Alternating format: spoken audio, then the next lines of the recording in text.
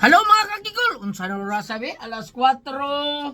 Medjing ko na mga kakigol. Pero wapatay kaon pa ni Odto mga kakigol. Sa unahon kita na itong trabaho mga kakigol. Pero marang makadaot sa dina. Kuhan sa ato ang lawas no nga. Dili kita makaon sa saktong oras.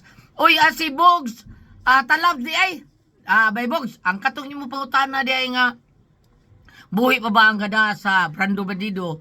Ang sa Brando Bandido, ako na istorya, si Noy Fred Berame may gasuwat ato. Ang gada sa Brando Bandido, si Boy Cortez, puro sila taon, may panaw na sa laing kalibutan taon. Si Boy, mo ito yung ilingi kayo nga kontrabida, nga leading man.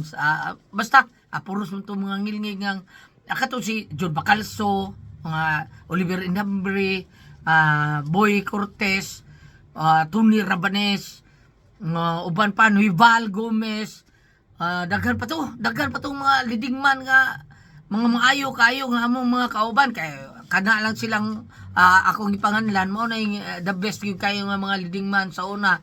Si Viperman, pa ban Viperman, Colyantes Gomez, buhi pa man.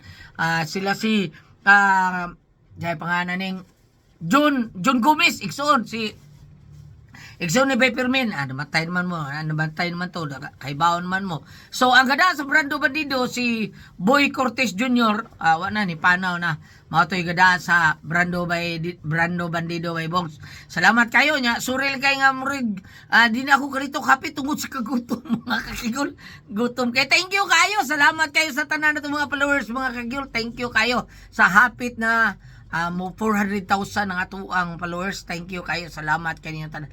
Sa tanan kayo. Lord, salamat Lord. Mama Mary, salamat sa mga ampo. Salamat mga kakigol. God bless.